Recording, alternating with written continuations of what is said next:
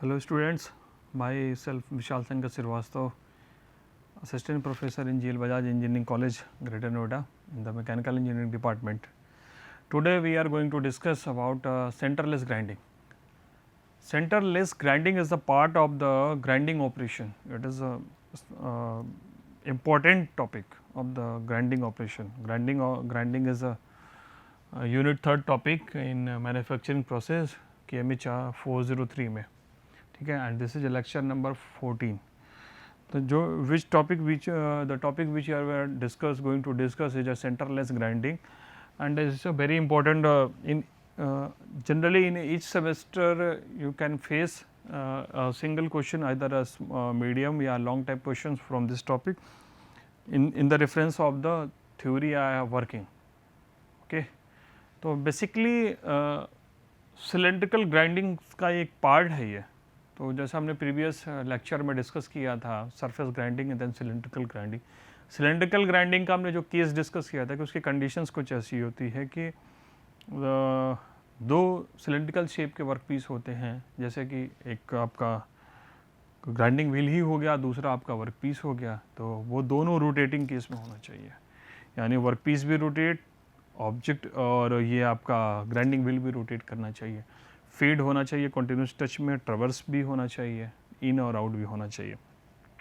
तो जो cylindrical grinding है, तो सिलेंड्रिकल वर्क पीस के लिए जो बात होती है, जो उसके सरफेस फिनोमेना को चेंज कर रही है, फिनिशिंग ऑपरेशन परफॉर्म कर रही है सिलेंड्रिकल लेवल पे, आइदर इंटरनल आइदर एक्सटर्नल जो ग्राइंडिंग ऑपरेशन परफॉर्म कर रही है, तो वो तीन टाइप से इन्होंने बताया है कि broadly there are 3 different type of cylindrical grinding machine.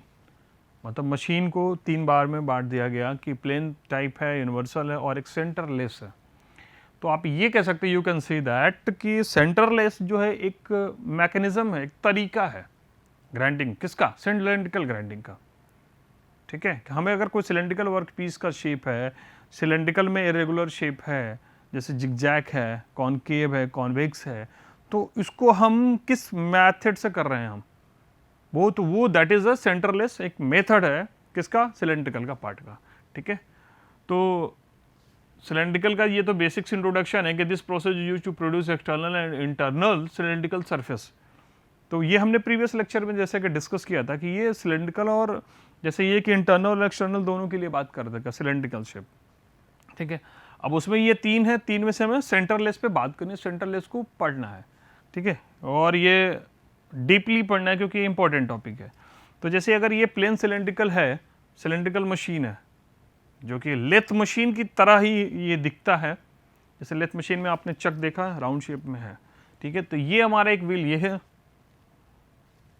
ठीक है, ये है आपका ग्राइंडिंग व्हील. ए जो है हमारा बहुत ये ग्राइंडिंग व्हील है.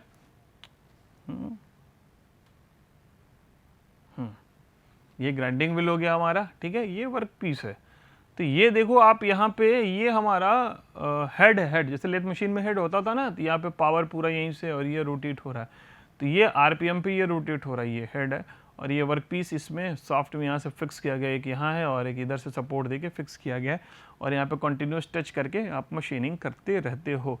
जैसे टूल का आप मूव कराते थे ना, सिंगल पॉइंट कटिंग टूल का वर्क पीस के अलॉन्ग, वैसे ही ये मूव करता रहता है, इसके अलॉन्ग मूव करता रह जाएगा. यानी ट्रेवर्स भी करेगा, फीड देगा और अलॉन्ग द डेप्थ भी देगा, ये फीड देगा. ठीक है, ये देखिए नोटेशन आपको दे रखा है और ये भी नोटेशन आपको दे रखा है कि यानी इधर भी फीड दे रहा है और ऐसे भी जाएगा, along the length workpiece के जाएगा. ठीक है, तो ये एक simple plain centre type cylindrical grinding machine है, या कहिए कि सिंपल सिलेंड्रिकल ग्राइंडिंग मशीन है. आप इसको ऐसे इमेज कर सकते हो कि जैसे आप रिलेट कर सकते हो कि ये एक हमारा लेथ मशीन है, लेथ मशीन का ये हेड पे चक की जगह ये थोड़ा सा सॉफ्ट बढ़ा के हमने सिलेंड्रिकल ग्राइंडिंग व्हील लगा दिया है, ग्राइंडिंग व्हील है. और पैरेलली जहाँ पे मतलब आप जो टूल की जगह आप एक सॉफ्ट का पैरेलली अरेंजमेंट टेबल पे करके आप वहाँ पे क्या कर दे रहे हो, वर्क पीस को जो हमारा सर्कुलर वर्क पीस है उसको आप फिट कर दे रहे हो और इसको भी रोटेट करा रहे हो, यहाँ के भी इसको भी पावर दोगे, क्योंकि दोनों को रोटेट होना मैंडेटरी है. अगर रोटेट नहीं होगा तो एक ही जगह सिर्फ इसकी मशीनिंग होगी, फिर एक ही जगह डेप्थ बनता जाएगा, मटेरियल रिमूव होता जाएगा, वर्क पीस खराब हो जाएगा. तो जो कंडीशन सिलेंड्रिकल ग्राइंडिंग में हमने 3-4 लिखवाई थी, तो उसमें से एक यही था ना कि वर्क पीस भी रोटेट करना चाहिए और हमारा सिलेंड्रिकल ग्राइंडर भी रोटेट करना चाहिए। तो ये दोनों चीज़ यहाँ पे देखिएगा आप, प्रैक्टिकल जब करेंगे आप, तो आपको ये कंडीशन समझ में आ जाएगी कि क्यों दे रखा गया ऐसा। ठीक है, तो ये चीज़ें हो रही है, ये भी रोटेट, ये भी रोटेट, दोनों का सिंबल बना रखा गया, देखो रोटेशन का, दोनों का फीड का भी रोटेशन सिंबल बना दिया गया हमारे पास, दिख रहा है यहाँ पे। तो ये सिंपल प्लेन या प्लेन यानी सिंपल सिलेंड्रिकल ग्राइंडिंग ऑपरेशंस ये है। ठीक है, अगर हम सेंटरलेस की बात करेंगे, पीपीटी में बात दिखाएंगे, पहले हम यही बता दे रहे हैं आपको कि सेंटरलेस की बात करेंगे जिसका कोई सेंटर ही ना हो, that is known as a centreless. ठीक है, जैसे मान लीजिए कि इसका सेंटर कहाँ गया, यहाँ आ गया। ठीक है, इसका सेंटर कहाँ आ गया, यहाँ आ गया। अब क्या दोनों का सेंटर कहीं से मैच कर रहा है? वर्क पीस हमारा यहाँ पे कहीं पे है। ठीक, इसका सेंटर कहाँ आ गया, यहाँ। भाई तीनों के सेंटर में कोई लेना देना है ही नहीं, सेंटरलेस। बेसिकली जो वर्ड डेराइव हुआ है सेंटरलेस, तो यही है वो सेंटरलेस, कि दोनों में क्या हो रहा है कि किसी का सेंटर, मतलब 3 व्हील है यहाँ पे। 3 व्हील कैसे, एक होता है ग्राइंडिंग व्हील जो वो ग्राइंडिंग कर रहा है, दूसरा जिसको रेगुलेटिंग व्हील कहते हैं या कंट्रोल व्हील भी कहते हैं उसको। ठीक है, तो ये पहला आपका ग्राइंडिंग व्हील हुआ, दूसरा आपका रेगुलेटिंग व्हील या कंट्रोल व्हील भी इसे कहते हैं, और तीसरा ये आपका वर्क पीस है, ये वर्क पीस है। तो ये भी सिलेंड्रिकल शेप का होगा, तो व्हील ही तो हुआ, तो व्हील शेप में हो गया ये, या किसी भी शेप में हो, तो तीनों का सेंटर भाई नहीं होना चाहिए एक शेप में, एक जगह नहीं होगा, हो ही नहीं सकता, तो इसीलिए सेंटरलेस कहते हैं। अच्छा, आपको याद होगा कि जब हमने इसके प्रीवियस लेक्चर में जब हमने बात की थी, तो सिलेंड्रिकल के केस में सेंटर ऑफ एक्सिस की बात की थी। ठीक, वो चीज़ यहाँ पे है, सेंटर ऑफ एक्सिस इंडिविजुअली है, बट तीनों का एक अलाइनमेंट में नहीं है। तो जब एक अलाइनमेंट में नहीं होगा तो ये सेंटरलेस ग्राइंडिंग का प्रोसेस कहलाता है। अच्छा, इसका एडवांटेज ये है कि अब जैसे ये शेप है हमारा, ये भी सिलेंड्रिकल है, ये भी है, ये भी है, बट टैपर्ड है, तो टैपर्ड की भी हम इससे कर सकते हैं। ठीक है, जिगजैग होगा, जैसे स्टेप टाइप होगा, स्टेप टाइप भी हम कर सकते हैं। ठीक है, जिगजैग होगा, जिगजैग को भी हम कर सकते हैं, बट जिगजैग को सरफेस ग्राइंडिंग करना चाहेगा, हो पाएगा? नहीं, एक बार में नहीं हो पाएगा, इसमें एक बार में होगा।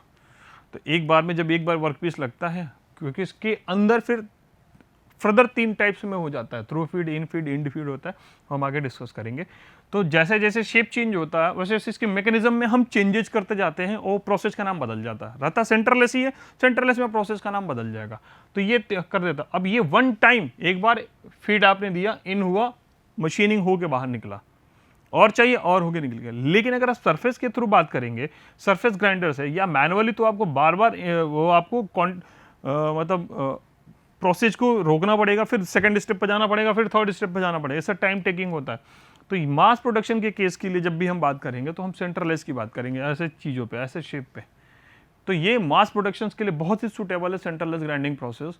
ठीक है, कॉम्प्लिकेटेड शेप के लिए बहुत ही सूटेबल है, तो इसलिए हम इसको सेंटरलेस को प्रीफर करते हैं, इसीलिए इंपॉर्टेंट है। ठीक है, तो ये बेसिक्स डायग्राम के थ्रू और सेंटरलेस ग्राइंडिंग का हमने बताया। ठीक है, यहाँ से आप डायग्राम से और समझ सकते हैं, फिर थ्योरी पे हम आते हैं। पहले समझ लेते हैं कि ये हमारा ग्राइंडिंग व्हील है।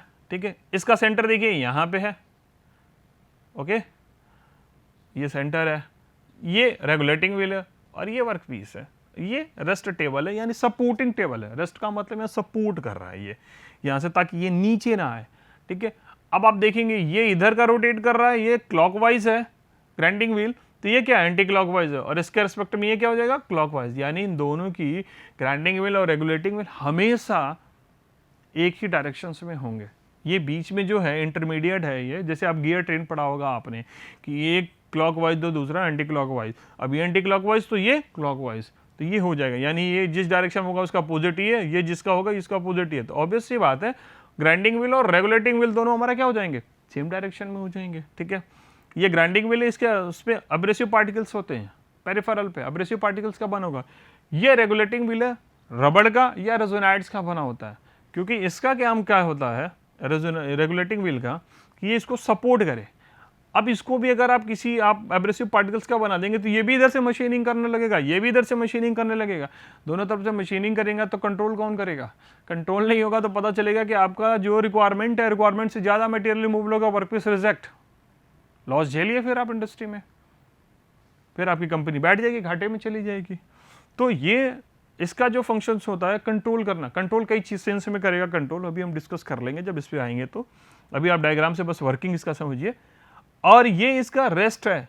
रेस्ट आप ये जो देखेंगे आप इंक्लाइंड का दे रखा गया है, ये इंक्लाइंड भी हो सकता है, कॉनिकल भी हो सकता है, ऐसे शेप में भी हो सकता है, ठीक है, या ऐसे भी हो सकता है रेस्ट, जैसे अभी आपको ऐसे दिया रखा गया रेस्ट का, ठीक है। ये तीनों में से कोई शेप भी हो सकता है। पर्पस क्या है, पर्पस पे देखिए, ध्यान दीजिए। पर्पस क्या है कि वर्कपीस को सपोर्ट करना है, ताकि वर्कपीस जब यहाँ पे फोर्स लगे तो इधर फ्री होके भगे ना, क्योंकि ऊपर तो भगेगा नहीं, ऊपर तो उसका टारगेट ही है कि यहाँ से इन कराएंगे, यहाँ से आउट हो जाए, ये आउट होने वाला है और ये इन फीड है, ठीक है। यहाँ से हम इन कराएं और यहाँ से आउट हो। ऐसा नहीं है कि वो ग्रेविटी की वजह से, बाकी फोर्स की वजह से डाउनवर्ड में आ जाए तुरंत, इसके साथ ही ये नीचे आ जाए, जैसे ये नीचे आ रहा तो ये भी नीचे आना ही नहीं है इसको नीचे, इसलिए इसको यहाँ से एक तरह से ब्लॉकिंग कर दिया जाता है ताकि ये ऊपर की तरफ निकल जाए और मशीनिंग प्रोसेस कंप्लीट हो। तो मेन क्या है, ग्राइंडिंग व्हील, रेगुलेटिंग व्हील और रेस्ट, ठीक है, यही तीन चीज मेन है। बाकी सारे जो मशीनिंग कंपोनेंट्स होंगे वो सिर्फ दिखाने के लिए, सपोर्ट करने के लिए होते हैं। जो मेन आपको ध्यान देना वो यही तीन चीज का देना है, और ये एक वर्क पीस है फोर्थ, ठीक है। तो ये इसका वर्किंग था। अब आते हैं थ्योरी पोर्शन पे।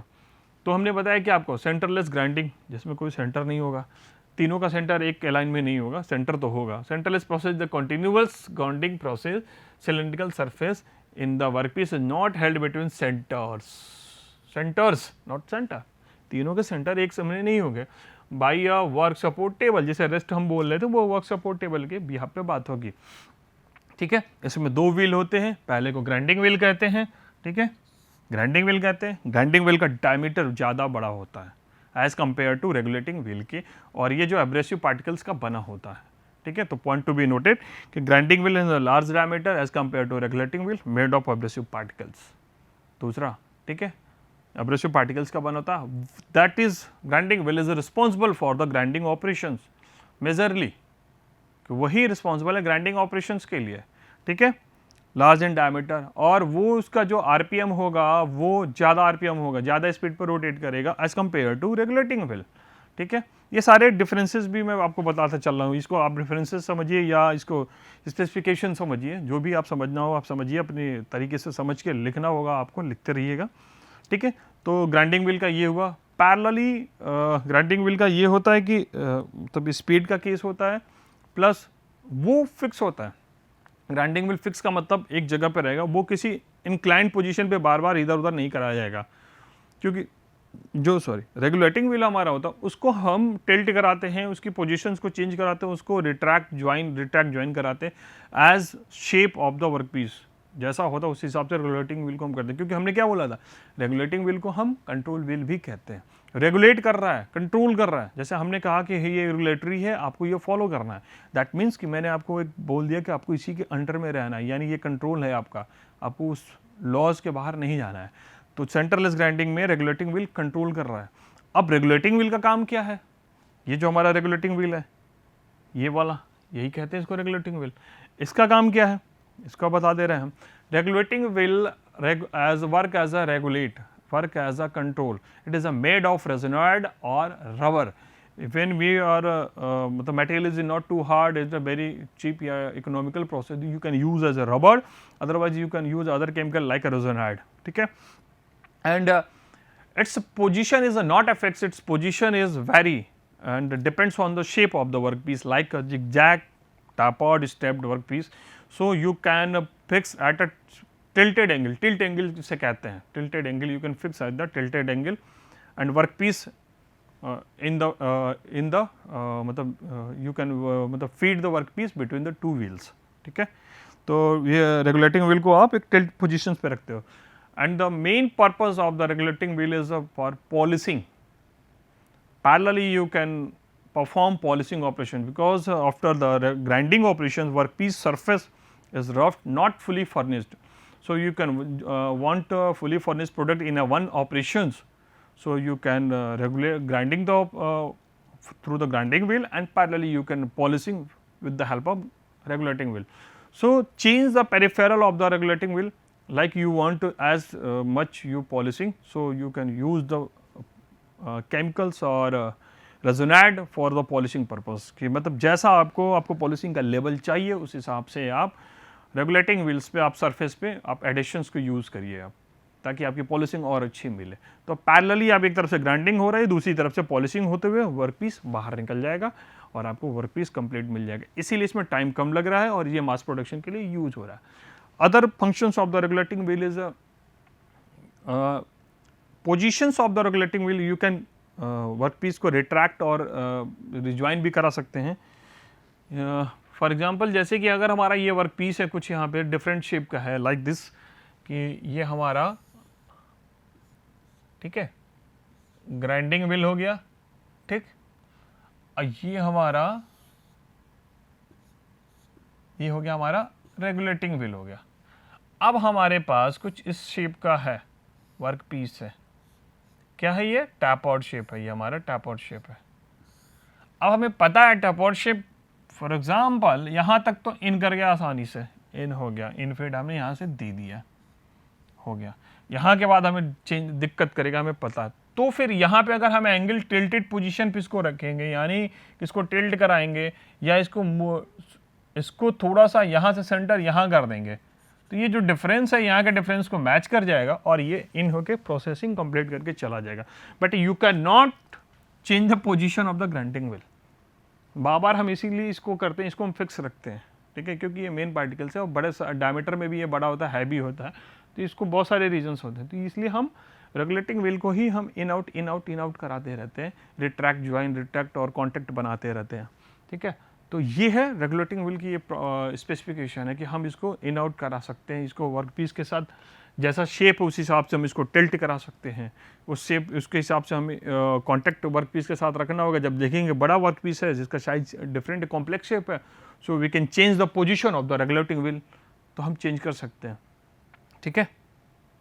सो it is a tilted an angle and is small in the diameter but have a wide face. Wide face मतलब उसका फेस का चौड़ाई ज़्यादा होगी ताकि पॉलिशिंग और अच्छे से करे, और स्पीड में वैरी बिटवीन 0.6 to 1 मीटर पर second. You can observe here from this data कि वेरी लो आरपीएम पे ये रोटेट करेगा, तो कि स्लोली उतनी देर में पता चलेगा ग्राइंडिंग वर्कपीस हमारा 3-4 रोटेशन ले चुका है और पॉलिशिंग और अच्छी मिल रही है हमारा, तो पॉलिशिंग बहुत अच्छी मिलेगी, ठीक है। Feed is control by an angle tilt of regulating wheel. मैंने जो कि आपको बार बार बोला था कि जो कंट्रोल हो रहा है, feed is control by an angle of tilt regulating wheel. Regulating wheel को ही तो आप टिल्ट कर पा रहे हो, पोजीशन चेंज कर पा रहे हो, ग्राइंडिंग व्हील का तो हो ही नहीं रहा है, ठीक है। तो ये सेंटरलेस ग्राइंडिंग में ग्राइंडिंग व्हील और रेगुलेटिंग व्हील की प्रॉपर्टी थी या स्पेसिफिकेशन था या वर्किंग मैकेनिज्म था, आप इसको जैसे समझ लीजिए, ठीक है। एप्लीकेशंस मैंने आपको बताया कि जैसे कि किसी भी टिपिकल शेप की बात हो रही है, सिंपल शेप की, सिंपल ग्राइंडिंग व्हील की बात नहीं हो रही है, व्हील शेप की बात नहीं होती, टिपिकल शेप की बात हो रही है। जैसे मैंने बताया ये टैप आउट शेप का एग्जांपल है, ठीक है, ये टैप आउट शेप हो गया हमारा, ये है टैप आउट शेप, ठीक है। हमारे पास ये जिगजैग है, ये जिगजैग शेप हो गया ये, ठीक है। हमारे पास कुछ ये शेप भी हो गया, ठीक है। हमारे पास ऐसे भी शेप हो सकते हैं, ये शेप भी हो गया। तो ये कॉम्प्लिकेटेड शेप है, जैसे जैसे शेप होंगे उसी हिसाब से हम इसको पोजीशन चेंज करके हम कर सकते हैं। सरफेस ग्राइंडिंग में आप इसको यूज नहीं कर सकते, करेंगे भी तो फिर बार बार उसको मतलब स्टेप बाय स्टेप चेंज करना पड़ेगा, ठीक है। तो स्टेप बाय स्टेप जब चेंज करेंगे तो फिर आपका टाइम टेकिंग हो जाता है काम। तो आप इसको आप हैंड से भी सैंड पेपर लेके भी कर सकते हैं, लेकिन ये फिर क्या मतलब रह गया भाई, आपको टाइम जाएगा, मैन पावर जाएगा, तो उससे हम कम टाइम में हम ज़्यादा प्रोडक्शन करना रहता, हमारा टारगेट तो ये रहता प्रोडक्टिविटी इंक्रीज कराना, ठीक है। Typical parts made by centreless grinding are roller, bearing, piston, rings. Main automobiles में है सबसे ज़्यादा, आप देख सकते हैं रोलर, बियरिंग, पिस्टन, पिंस है, ठीक है, स्मॉल कंपोनेंट्स है, ठीक है, टैप पैड्स है, वॉल्व है, ठीक है, कॉम्प्लेक्स शेप में लाइक है, बुशेज है, पिस्टन्स, वॉल्व, यहीं पे भी वो चीज़ है। और do not corner centre based ground है, जिसका सेंटर एक कॉम्प्लिकेट, जैसे सेंटर की बात हो रही है, जिसका सेंटर ऑफ एक्सिस तो है लेकिन बाकी सेंटर एक साथ नहीं है, उस शेप वैसे शेप को कर सकते हो, जैसे ये शेप है हमारा, ठीक है। स्लिप शेप्ड है, स्लिप शेप्ड हमारा ये हो गया इस तरीके से, ठीक है। रिंग्स हो गया, can be ground by internal cylindrical grinder.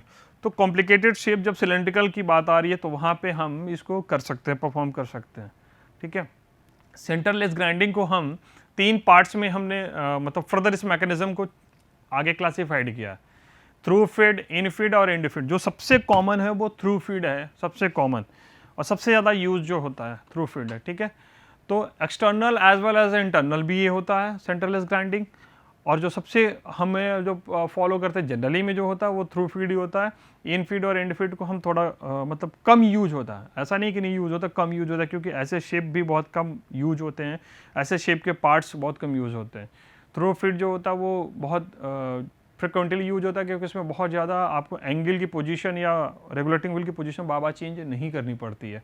So through feed को बहुत ज़्यादा प्रेफरेंस मिलता है, ठीक है। थ्रू फीड में एंगल्स भी जो होगा, टिल्ट एंगल जिसे हमने बोला या जिससे फीड आप कंट्रोल कर रहे हो, वो मोस्टली फिक्स्ड रहता है, ठीक है। जो आरपीएम की स्पीड रहती है रेगुलेटिंग व्हील की, थ्रू फीड में बहुत ही लो होती है, 0.6 to 1 मीटर की जो होती है ना, 0.6 के आसपास रहती है एज कंपेयर टू आपका ग्राइंडिंग व्हील के आरपीएम स्पीड के बराबर की बात कर रहे हैं। अब इन तीनों पे थोड़ा सा हम एक्सप्लेन कर दे रहे हैं कि थ्रू फीड में आप देख सकते हो जो हमने कॉमन जो आपको सेंटरलेस ग्राइंडिंग एप्लीकेशन आपको बताया था, समझाया था, वो थ्रू फीड वाला है। ये वही है कि ये ग्राइंडिंग व्हील है, रेगुलेटिंग व्हील है, रेस्ट टेबल है और ये वर्क पीस है, ये जा रहा है, ठीक है। इन तीनों से करते हुए यहाँ पे ऊपर निकल जा रहा है, ये थ्रू फीड है, ठीक है। थ्रू फीड का मतलब हुआ कि एक तरफ से आपने थ्रू उसी रास्ते के थ्रू पास करा दिया, ये मतलब है उसी रास्ते के थ्रू पास करा दिया, दूसरी तरफ से निकल गया। जैसे हमने ये इस रास्ते से गया, उस गेट से गया और बाहर निकल गया, तो ये हमारा फिक्स रोटेशन, ये थ्रू फीड है। वर्कपीस दिया आपने, ये इन अंदर को सक किया और फिर ये बाहर को आउट कर दिया, इन किया आउट कर दिया, तो ये थ्रू फीड है। मोस्ट कॉमन यूज जो प्रोसेस है ये थ्रू फीड है। In through feed centreless grinding wheel revolving at much lower surface speed than grinding wheel, जैसा कि हमने आपको पहले बता दिया, ठीक है। ये सब पॉइंट्स हैं। The regulating wheel is kept slightly inclined to the axis of the grinding wheel, the workpiece is fed longitudinally. Longitudinally का मतलब अलोंग द लेंथ, ये फीडिंग यहीं से कराई जाएगी आपकी, ठीक है। तो ये थ्रू फीड का ये फंडा है, ठीक है। तो थ्रू फीड सेंटरलेस ग्राइंडिंग हुई। अब आते हैं इन फीड सेंटरलेस ग्राइंडिंग प्रोसेस।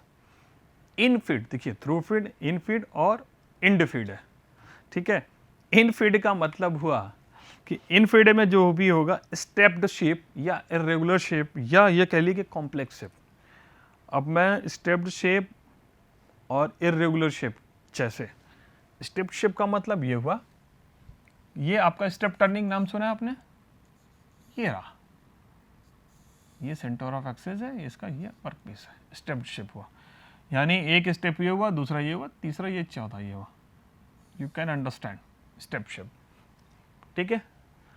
अब अगर हम बात करते हैं कि इरेगुलर शेप की बात कर देते हैं, ठीक है। इरेगुलर के लिए इरेगुलर शेप, अब इरेगुलर शेप की बात करें तो इरेगुलर शेप जैसे आपका ऐसे आ गया, सॉरी